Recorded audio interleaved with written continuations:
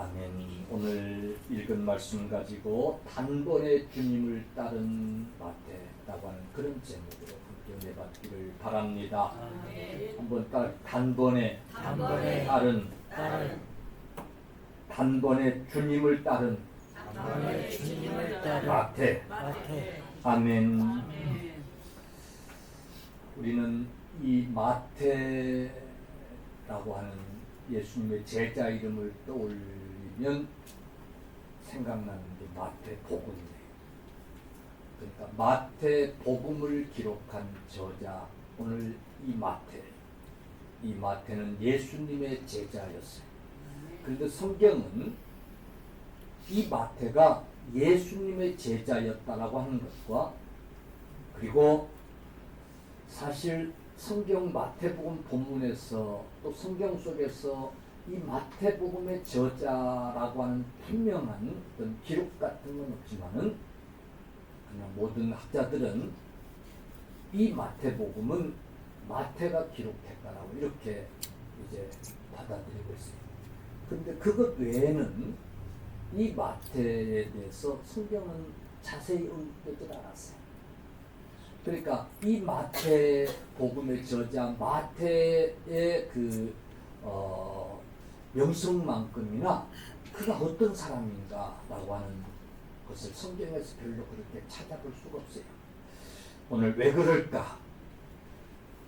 마태복음의 저자였던 예수님의 제자 이 마태에 대한 언급이 성경은 왜 없을까?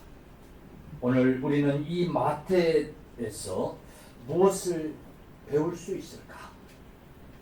오늘 말씀을 통해서 큰 은혜가 되시는 귀한 시간 되기를 바랍니다. 오늘 본문에 보면 예수께서 그곳을 떠나 지나가시다가 9절 마태라는 사람이 세관에 앉아 있는 것을 보시고, 그러니까 세관에 마태가 앉아 있었던 거예요. 세관이라고 하는 곳은 사람들이 세금을 내기 위해서 가는 곳이잖아요. 공공기관이에요. 그러면 세금을 내야 되는 사람은 누구나 가서 세관에 앉을 수 있어요. 그냥 손님으로 가서 앉아 있었는지 그렇게 명확한 구분은 없어요. 그저 세관에 앉아 있는 마태를 보고, 사복음서 다 마태가 세관에 앉아 있는 것을 보시고 이게 전부예요.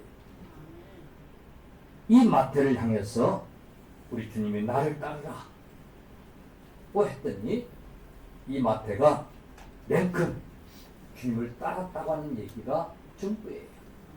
다른 복음서에 똑같이 이렇게 기록하고 있어요. 여러분, 정말 주님이 따르라고 하는 말 한마디에 벌떡 일어나서 주님을 따를 수 있었던 마태, 이유가 있었을 거예요. 그죠?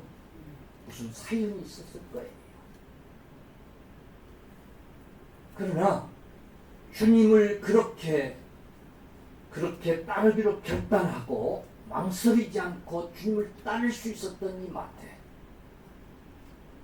훗날에 예수님의 제자가 되고, 그리고 주님을 위해서 평생 헌신하며 살다가 이 마태복음을 기록하는 영광을 누리게 된 하나님의 사람이 된 줄로 믿으시기를 바랍니다.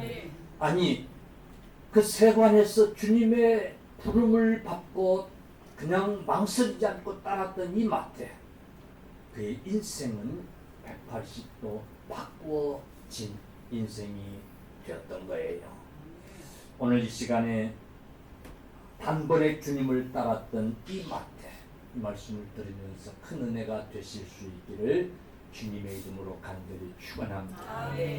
오늘 이 말씀을 들으면서 그럼 나는 주님을 그러면 얼마나 그렇게 잘 따르고 있는지 한번 자신을 살펴보십시오.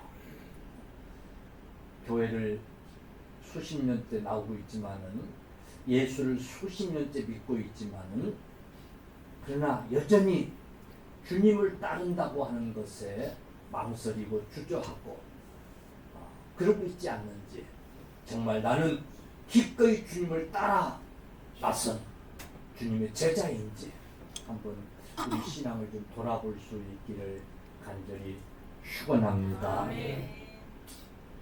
자, 이 마태가 세관에 앉아 있다가 예수님이 나를 따르라 긴 설교를 했다라고 하는 기사도 없어요. 복음을 전했다고 하는 그런 기사도 없어요. 이 마태 앞에서 예수님이 무슨 기적을 보여줬다는 그런 기사도 없어요. 그죠? 똑같이 복음서에 똑같이 세관에 앉아있는 마태를 보고 나를 따르라 하니 이 마태는 그냥 그 한마디에 예수님을 따른다고 그랬어요. 이유가 뭘까? 도대체 무슨 일이 있기에 그랬을까? 우리는 그 해답을 성경에 이 마태가 어떤 사람이었는가라고 하는 기록이 하나도 없다라고 하는 데서 우리는 좀 찾아볼 수가 있어요. 마태에 대하여 오늘 마태복음 외에 마가복음 2장 14절 보면 이 마태의 다른 이름이 나오는데 알페오의 아들 레위라고 소개하고 있어요. 누구요? 알페오의 아들 레위라고 그렇게 기록하고 있는 거예요. 학자들은 이 레위라고 하는 이름이 이 마태가 레위 지파였기 때문에 레위 지파 출신이었기 때문에 이제 레위라고 했을 것이다 라고 이렇게 주석들을 하고 있습니다. 어디 지파요? 레위 지파. 여러분 잘 아는 대로 레위 지파 하면 12지파 중에 가장 성스러운 그런 지파였어요. 왜? 제사장의 반열의 지파니까. 그런데 여러분 이 마태를 우리는 또 세리라고 그래요. 세리. 뭐라고요? 세리. 성경에는 이 마태가 세리라고 하는 분명한 어떤 기록도 없어요. 근데 모든 학자들이 마태 지금은 세리였다라고 이렇게 이제 얘기를 합니다. 왜 그런가 하면 10절에 예수께서 마태 집에서 앉아 음식을 잡수실 때에 많은 세리와 누구와? 많은 세리와 그러니까 많은 세리들이 마태 집에 온 거예요. 예수님을 마태가 초대했을 때에 이 마태는 많은 세리들을 초대했고 그리고 여기 보니까 또 누구예요? 죄인들을 초대했어요. 그러니까 아니 예수님을 초대해서 예수님에게 식사를 대접하는데 당시에 죄인들 취급했던 많은 세리들이 초대가 됐고 그리고 여기 또 다른 죄인들인데 어떤 분류의 죄인들이간 모르겠습니다만 어떻든 또 다른 죄인들이 다 초청된 거예요. 당시의 세리를 다 죄인들로 여겼어요. 죄인 중에 죄리로 그렇게 여겼어요. 그냥 단순한 어떤 윤리적인 죄인 차원을 떠나서 나라를 팔아먹는 그런 아주 매국노 같은 유대인들에게 아주 왼수와 같은 그런 죄인으로 취급된 자들이 세리였어요. 그런 세리와 그 죄인들이 다 초청이 된 거예요. 마태가 세관에 앉아서 부름을 받았는데 마태 직업이 세리였구나. 그래서 자기와 같은 세리들 많이 초청을 했었구나. 그리고 자기들과 같이 죄인식 취급받았던 그런 죄인들 다 초청했구나. 만약에 마태가 정말 세리였다고 한다면 다른 유대인들을 초청해도 오지 않았을 거예요. 왜? 죄인시했기 때문에. 죄인의 집에 여리고에서 삭개오의 집에 예수님이 초청됐을 때에 죄인의 집에 예수님이 가서 음식을 같이 나눈다고 비난했잖아요. 그러니 다른 유대인들은 초청을 했어도 오지 않았을 거예요. 그래서 세리와 그리고 죄인들이 거기 다 초청이 됐던 거예요. 그래서 마태는 세리였었구나 라고 하는 것을 우리가 짐작할 수 있어요. 자, 근데 이 마태가 레위인이에요. 레위 지파는 거룩한 그런 지파였어요. 제사장의 반열이었어요. 그런 레위인이 세리가 됐다라고 하는 것은 가문에 먹칠한 거예요. 비난받아 마땅한 거예요. 결코 평민이 세리가 된 것도 참 부끄러운 일이고 떳떳하지 못한 일이고 숨기고 싶은 일인데, 여러분, 레위 지파 출신이 제사장의 반열인 레위 지파가 세리가 됐으니 얼마나 조상들이 얼마나 가문에서 이 마태를 죄인시했겠어요. 그래서 이 마태는 결코 아마 떳떳하지 못하고 당당하지 못했을 거예요. 마태 스스로도 자기를 내세울 것이 하나도 없는, 그리고 같은 동료들도 이런 마태 이 얘기를 결코 기록하고 싶지 않은, 감추고 싶은 그런 출신이었을 거예요. 그래서 성경은 마태의 어떤 업적이나 그의 출신에 관한 어떤 내용들을 언급하지 않고 있어요. 여러분, 그런 마태가 주님이 부르시는 말씀에 단번에 따랐다고 하는 그런 얘기예요. 그 얘기는 자신의 그런 삶의 모습들이 삭개와 또 동일하게 아마 많이 갈등이 됐던 것 같아요. 가문에 먹칠을 하고 정말 부끄러운 자신의 그 삶이 과연 이것이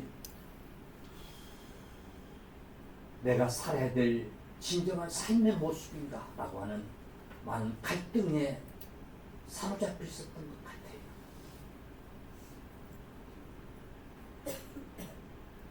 자기 지파에 대한 출신을 이야기할 수 없는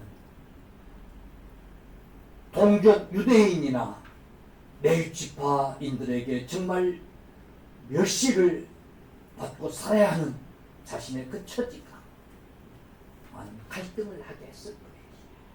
그러니까 이 마태는 심한 영적인 갈등이 있었을 거예요. 영적인 갈급함이 있었을 거예요. 정말 인생의 삶의 이유가 진정 무엇인가라고 하는 이 문제에 많이 시달렸을 것 같아요. 그런 마태를 주님이 알아보셨어요. 이런 마태를 주님이 찾아가셔서 나를 따라오라고 하는 한마디를 던지셨던 거예요. 그때 이 마태는 주님을 냉큼 따라 나설 수 있었어요. 뭘 포기하고, 직장을 포기하고. 아멘. 그가 레위 지파로서 세리로 살아가는 그 부끄러움도 참을 수 있었던, 어쩌면 부귀영화, 이걸 그냥 포기하고 세상적인 어떤 재물에 대한 욕심, 그것 때문에 세리라고 하는 죄인시하는 되는 그 직업을 못 버리고 그걸 목숨처럼 붙들고 살아왔던 그 직업을 단호히 포기하고, 어쩌면 예수님을 따르는 고기 낚는 어부가 아니라 사람 낚는 어부로 이직을 선택한 이 마태였던 거예요.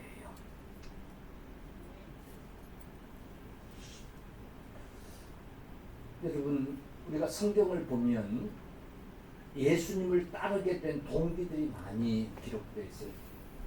우리가 뭐 지난번에도 살폈습니다만 이 베드로는 예수를 만나는 경험을 먼저 합니다. 밤새 고기를 잡으려 했지만 잡지 못하고 밤새 실패를 해요. 근데 새벽녘에 어떤 분이 나타나셔서 배에 오르시더만 한참 동안 말씀을 하는 거예요. 그리고 그물을 그 새벽녘에 깊은 데 가서 내리라는 거예요. 이때 베드로가 우리가 밤새 그물을 내리고 고기를 잡으려 했지만 그러나 못 잡았습니다. 그런데 말씀에 의지하여 당신이 전하는 그 말씀에 의지하여 그물을 깊은 곳에 내리이다. 근데 여러분 그물이 찢어진 만큼 자기들 그물로는 감당할 만큼 그래서 이웃 배를 불러가지고 그 고기 고기를 들어 올려야 할 만큼 많은 고기를 잡아요. 그때 이 베드로가 우리는 죄인입니다. 무릎을 꿇고 우리를 떠나소서. 우리는 죄인입니다. 라고 하는 그런 고백을 해요. 그때 우리 주님이 내가 너희를 이제 고기 낚는 어부가 아니라 사람 낚는 어부가 되게 하리라. 나를 따르라. 그러니까 배와 그물을 버리고 주님을 따랐다는 것이 아마 그때 베드로의 생각에는 야 저런 분을 따르면 이 고기 안 잡아도 되겠다. 고기가 맨날 잡히는 건 아니잖아요. 어느 날은 밤새 고기를 잡으려 해도 한 마리 고기가 안 잡힐 때가 있잖아요. 그렇지 고기가 안 지나가면 안 잡히는 거지. 얼마나 힘들어요. 잠을 못 자고. 그러니까 저런 분을 따르면 고생을 안 하도 출세하겠다. 그런 생각이 아마 있었을 거예요. 그런 기적을 체험했으니까. 그래서 주님을 따른 거예요. 어떤 사람은 이런저런 어떤 체험을 통해서 기적을 통해서 그래서 어떤 이런저런 목적을 가지고 주님을 따르기도 해요. 근데 오늘 마태는 그렇지 않았어요. 그냥 나를 따르라고 하는 한마디에 주님을 따랐어요. 아멘. 아멘. 사랑하는 성도들이여, 이게 참 축복이에요. 아멘. 오늘 대부분의 많은 사람들이 어떤 실패를 통해서 내가 교회나 나가야 되겠구나. 어떤 실패에 부딪혀서 고통 속에 있을 때에 누가 와서 복음을 전하면 나도 그러면 예수를 한번 믿어볼까? 이런 생각들을 하고 따라 나가요. 그러니까 잘 나가고 뭐 형통할 때는 예수 믿으라는 소리가 귀에 들어오질 않아요. 쓸데없는 소리로 들리는 거예요. 그런데 질병으로 혹은 사업 실패로 이런저런 어떤 고난 속에서 허덕일 때에 누가 복음 전하면 솔깃해지는 거예요. 나도 교회나 나가볼까? 이런 생각이 드는 거예요. 이 대학 저 대학 원서를 놓고 또 떨어지고 재수 삼수해도 그래도 안 되고, 그러니까 우리 부모님이 그런 신학교 가서 목사 되라고 하는 소리가 그때 생각이 나가지고 그럼 목사나 돼볼까?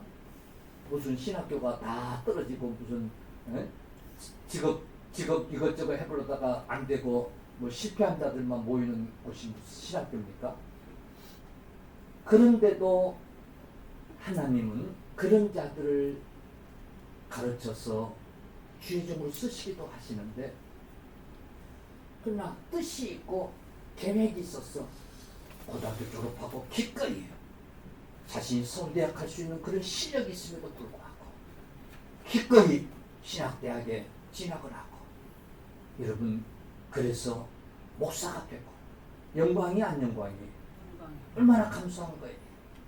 여러분 실패한 후에 주님을 따르라고 하는 음성 앞에 순종하기보다는 평안할 때에 하나님이 복 주셨을 때에, 할렐루야, 하나님이 평강을 주셨을 때에, 소위 잘 나갈 때에 기꺼이 세상 유혹을 거절하고 주님을 따르는 복된 자들이 되시기를 주님의 이름으로 간절히 축원합니다. 아멘. 우리는 잘 나갈 때에 영적의 갈등이 있어야 돼요. 우리는 여러분 세상 것으로 부유할 때에 하나님이 말씀하신 심령의 가난함을 경험할 수 있어야 될 줄로 믿으시기를 축원합니다. 세상의 부유함이 전부인 줄로 착각하면 안 돼요. 세상의 부유함 때문에 영적의 갈급함을 깨닫지 못하고 살아가면 안 돼요.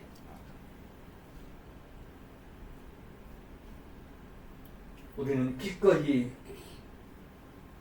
영적의 갈급함을 채우기 위해서 세상의 부유함을 거절할 수 있는, 버릴 수 있는 우리가 될 수 있기를 주님의 이름으로 간절히 축원합니다. 아멘. 목사님, 나는 변함없이 예수님만 잘 따르고 있는데요. 그런 자들이 되시기를 축원합니다. 그런 성도들 되시기를 축원합니다. 꼭 어디 부딪혀 보고 실패해봐야 하고 꼭 무슨 뭐 일이 있어야 되고 그래야 또 좀 정신 차리고 또 좀 평안하면 그냥 또 잊어버리고 그러지 말고 우리는 늘 여전히 변함없이 아멘. 주님을 따를 수 있어야 돼요. 뿐만 아니라 정말 영적인 어떤 갈급함이 찾아오는 순간이 내가 주님에게서 멀어지고 있구나 깨닫고 주님을 찾고 주님을 따르는 그런 기회가 될 수 있기를 주님의 이름으로 축원합니다. 두 번째 이 마태는 이렇게 주님이 나를 따르라고 하는 말씀에 그냥 주님을 따라 나섰는데 그 다음 행동을 보니까 놀랍습니다. 자기 집에 주님을 초청하는 거예요. 그리고 많은 세인들을 다 부른 거예요. 그리고 많은 죄인들을 다 부른 거예요. 그러니까 자기 같은 자들을 다 부른 거예요. 아멘. 예. 자기 같은 영적인 갈등 속에 있는 그런 자들을 다 부른 거예요. 그래서 잔치를 한 거예요. 그리고 자기가 그 갈등 속에서 가자도 배부르지 않고 많은 것을 가졌음에도 결코 행복하지 않고 자기 삶이 결코 떳떳하지 않고 늘 부끄럽고 과연 내 이 삶이 진정한 삶인가라고 하는 그런 갈등 속에서 살아가야 하는 그 불행 속에서 살아가야 하는 같은 동료들을 다 불러가지고 자기가 경험한 그 자유함을 자기가 경험한 그 예수 그리스도를 만나게 해주고 싶었던 거예요. 다 죄인들을 세리들을 불러서 잔치를 베푸는 거예요. 오늘 이 자리는 나는 이제 이런 삶을 선택했다. 난 이제 더 이상 물질에 매여서 그 물질의 노예가 됐어. 나는 이제 이런 삶을 살지 않고 진정한 복된 삶을 나는 살기로 작정했다. 자신의 어떤 삶을 보여주고 싶었어. 너희도 이제 나 같은 삶을 살았으면 좋겠다. 라고 하는 것을 전하고 싶었어. 자기와 같은 처지에 있는 사람들을 불러서 잔치를 베풀었던 거예요. 아멘. 우리들 흔히 좋은 집 사서 집들이 같은 거 하잖아요. 그죠? 사실 그 집들이 하려면 돈 많이 들고 그러잖아요. 음식을 만들어 잔치를 해야 되니까. 그럼에도 하는 것은 자랑하고 싶은 심리가 있었어. 그죠? 내가 이렇게 고생했는데 성공했다라고 하는. 그래서 집들이 한 사람들은 우리 집들이 한다고 오라고 할 때는 100%한테 좋은 집을 샀든지 아파트 평수를 늘렸든지 뭐 이유가 있어서 집들이 오라는 거거든. 네. 자랑하고 싶은. 어쩌면 이 마태도 영적인 자신의 그 변화된 삶을 자랑하고 싶었는지도 몰라요. 나는 이제 이 길을 가야 되겠다라고 하는 그런 선포시경일지도 몰라요. 나를 이제 절대 유혹하지 말라. 난 이제 다른 삶을 살고 있다라고 하는 것을 보여주고 싶었는지도 몰라요. 오늘 우리들에게도 이런 어떤 결단이 필요한 줄로 믿으시기 바랍니다. 주일 교회 오면 장로고 권사고 안수집사고, 그런데 직장에 가고 밖에 친구들 만나면 여전히 과거의 아무개로 그렇게 살아가는 것은 좀 문제가 있어요. 그런 분들은 한번 친구들 다 교회로 초대해서 나는 행복한 우리 교회 장로야, 나는 행복한 우리 교회 안수집사야, 나는 이제 이렇게 내 삶을 살 거야, 좀 그런 선언이 좀 필요해요. 아멘. 네. 그러면 다시는 우리 술 한잔 하자 뭐 이런 소리 안 할 거예요. 할렐루야. 안 그러겠어요? 이것도 아니고 저것도 아니고 교회 오면 장로 하다가 밖에 나가면 여전히 그런 삶을 사니까 변화가 필요해. 뭔가 선언이 필요해. 할렐루야. 뿐만 아니라 내가 만난 그 예수를 동일한 그 친구들에게 전하고 싶었던 거예요. 주게 싶었던 거예요. 우리도 마태처럼 우리가 만난 예수님을 좀 전할 수 있기를 주의 이름으로 간절히 축원합니다. 할렐루야. 변화된 그런 모습을 좀 보여줄 수 있는 저와 여러분들 다 되시기를 바랍니다. 그리고 마태는 말년에 마태복음이라고 하는 이 성경을 기록을 합니다.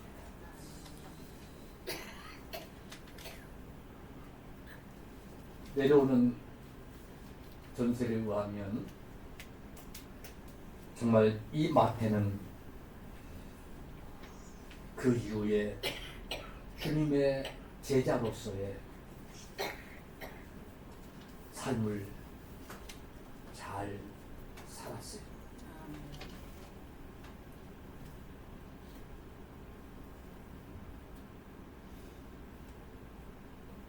그 마태가 이제 생을 마감하려고 하면서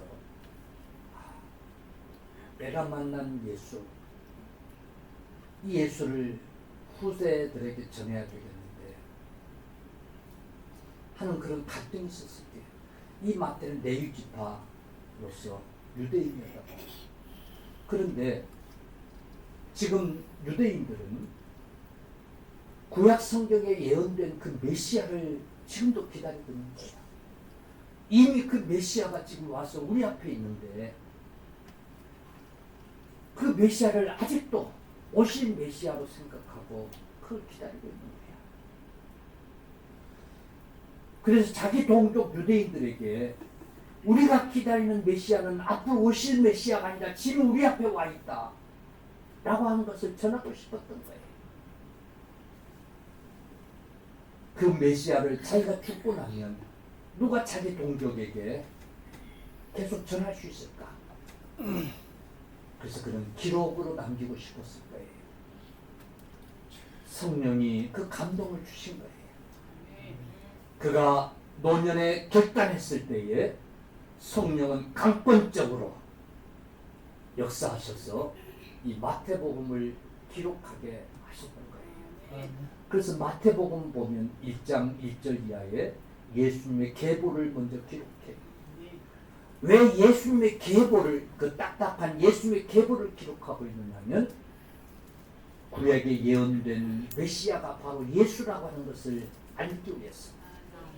지금 당신들이 구약에 예언한 그 메시아를 기다리고 있는데 지금 우리 앞에 있는 그 메시아, 그 예수가 바로 그 메시아다. 그리고 여러분들이 지금 당신들이 그 메시아를 죽였다. 당신들이 십자가에 못 박은 그 예수가 그 메시아였다. 그는 그리스도시요 살아계신 하나님의 아들이었다. 그는 이스라엘의 왕이라고 하는 말씀을 그가 지금 기록해. 그래서 마태복음은 사복음서마다 특징이 있는데 마태복음은 왕이신 예수에 대해서 기록하고 있는 거예요. 누구에게? 자기 동족들에게 특별히. 아직도 메시아 왕을 기다리고 있는 자기 동족들에게 예수가 우리가 기다렸던 왕이시다. 메시아시다. 그리스도라고 하는 것을 전하고 있는 거예요. 사랑하는 성도 여러분, 그래서 오늘 마태복음 28장 끝부분에는 이렇게 기록합니다. 16, 20절 11제자가 갈릴리에 가서 예수께서 지시하신 산에 이르러 예수를 배웠고 경배하나 아직도 의심하는 사람들이 있더라.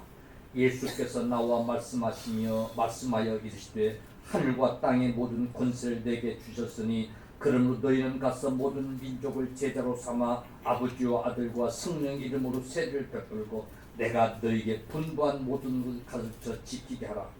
볼지어다 내가 세상 끝날까지 너희와 항상 함께 있으리라 하시니라. 그 예수님의 분부하신 말씀을 끝으로 기록을 하면서 이 마태복음을 종교를 해요. 2장 2절에는 유대인의 왕으로 나신 이가 어디 계시뇨? 유대인의 왕으로 나신 이가 어디 계시뇨? 유명한 박사라고 하는 자들이 예수님을 경배하기 위하여 찾아가면서 유대인의 왕으로 나신 이가 어디 계시뇨? 이렇게 물었더라고 하는 그런 기사를 기록해 놓고 있는 거예요. 그리고 그들이 예수님에게 찾아가서 엎드려 경배했다라고 하는 이런 사실들을 기록해 놓고 있는 거예요. 사랑하는 성도들이여, 오늘 저와 여러분들도 얼마나 우리의 생을 살아야 할지 아무도 참 알 수 없어요. 분명한 것은 급격한 교회 고령화가 지금 되고 있어요. 여러분, 정말 우리 뒤를 이어서 하나님의 나라를 이루어갈 여러분 후대들을 만들어야 돼요. 마태가 하나님의 부름에 냉큼 따라 나서서 자기와 같은 처지에 있던 자들을 다 불러놓고 잔치를 하고 자기가 만난 예수님을 전했던 것처럼, 그리고 평생을 주님을 따라서 살다가 죽음의 날이 가까워짐을 알고 동족들에게 내가 만난 메시아가 당신들이 기다리고 있는 그 메시아가라고 하는 것을 전하고 싶었던 것처럼, 그래서 이 마태복음을 기록했던 것처럼 우리도 우리 후대들에게, 우리 자녀들에게 우리가 만난 예수님을 전하고 예수님을 믿게 해야 될 사명들이 오늘 우리들에게 있는 줄로 믿으시기를 바랍니다. 아멘. 어쩌면 우리가 마지막 정말 감당해야 될 사명이 그 사명이 아닌가 싶습니다. 교회에서 청년들이 떠나고 있는 것을 교회가 잘못했다라고 그냥 그렇게 비난하고 말이 아니라 우리가 그 청년들에게 정말 우리가 만났던 그 주님을 만나게 하는 그런 일들을 우리 하나님 앞에서 감당해야 될 사명자가 아닌가를 꼭 여러분 깊이 기억하실 수 있기를 바랍니다. 아멘. 마태에게서 우리 배우십시다. 아멘. 이제라도 정말 주님 말씀 한마디에 냉큼 따라 나설 수 있는 그런 믿음 생활들이 꼭 되십시다. 아멘. 기회만 되면 그 예수님을 우리도 전할 수 있기를 바랍니다. 할렐루야. 꼭 그러십시다. 아멘.